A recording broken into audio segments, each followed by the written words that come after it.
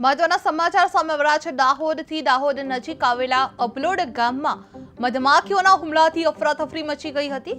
ગામના મહાદેવ મંદિર અપલોડ ખાતે માળી સમાજ દ્વારા અભિષેકનો કાર્યક્રમ ચાલી રહ્યો હતો ત્યારે અચાનક મધમાખીના ઝુંડ ઉડી આવતા લોકો પર હુમલો કર્યો હતો। જે આ ઘટનામાં 8 લોકો ગંભીર રીતે ઘાયલ થયા હતા, જેમાંથી બાબુ ધોળાભાઈ માળીનું મોત નીપજ્યું હોવાનું સામે આવી રહ્યું છે।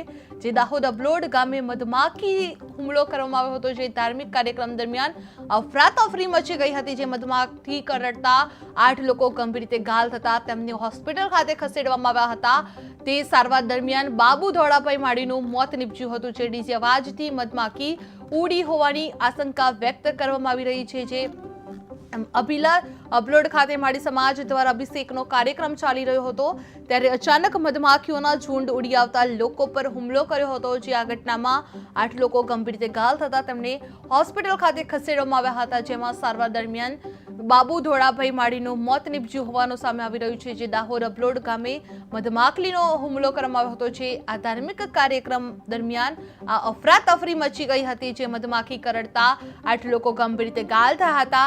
તે સારવાર દરમિયાન બાબુ ધોળાભાઈ માળીનું કરુણ મોત નીપજ્યું હતું। જે ડીજે અવાજથી મધમાખી ઉડી હોવાની આશંકા વ્યક્ત કરવામાં આવી રહી છે।